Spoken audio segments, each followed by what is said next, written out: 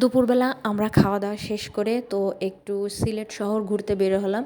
কারণ এখন তো অন্যান্য কোথাও জায়গায় যাওয়া যাবে না, কারণ সব কিছুই অনেক দূরে দূরে।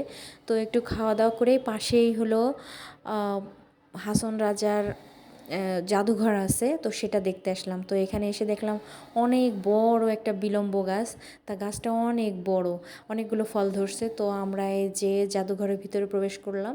তো এখানে অনেক ছবি আছে, তো ছবি আছে, তারপরে যেসব জিনিসপত্র ব্যবহার করতো সেগুলো আছে, পাঞ্জাবি আছে, তারপরে বই আছে, অনেক জিনিস আছে। যাই হোক, সেগুলো ঘুরে ঘুরে দেখলাম। তা ভালোই লাগছিল দেখতে।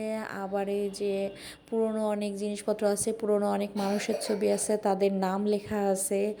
আবার কত সুন্দর সব লেখা, সব আগেকার সব কিছু আছে। আবার এই যে জুতা পায়ে দিত খড়ং, এগুলোকে খড়ং বলে। তো এই খড়মগুলোও আছে, মানে আগে যেগুলো জিনিস ব্যবহার করতো, ঢোল, যাই হোক সেগুলো সবই আছে। আবার পাশের রুমে বই, বিভিন্ন ধরনের বই আছে। তারপরে অনেক ছবি, সিনারি, এগুলো আর কি বাধাই করা আছে। তো সেগুলো আমি আবার একটু ভিডিও করছিলাম, ভালোই লাগছিল ভিডিও করতে। তো ওটা দেখে আমরা আবার একটু শহরের দিকে বের হলাম। এটা হলো সিলেট শহর। তো এখানে স্মৃতিসৌধটা দেখতে খুবই সুন্দর লাগছিল। তো আমরা আবার একটু সামনের দিকে যাচ্ছিলাম। তো মাঝারে যাব, মাঝারে যাওয়ার জন্য আবার একটু রিকশায় উঠলাম।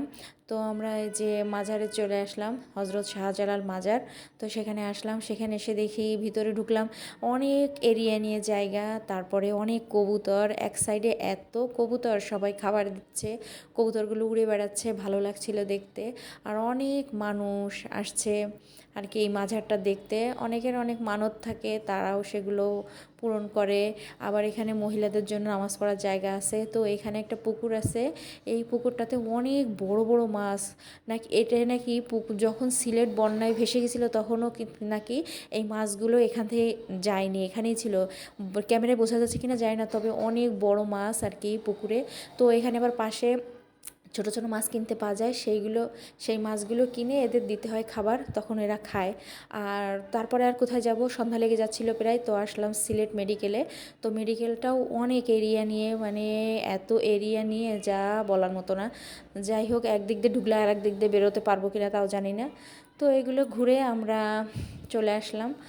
আর এই যে এটা হলো সেলফি ব্রিজ, সেলফি ব্রিজে আসলাম। সেলফি ব্রিজে এসে একটু সেলফিও তুললাম।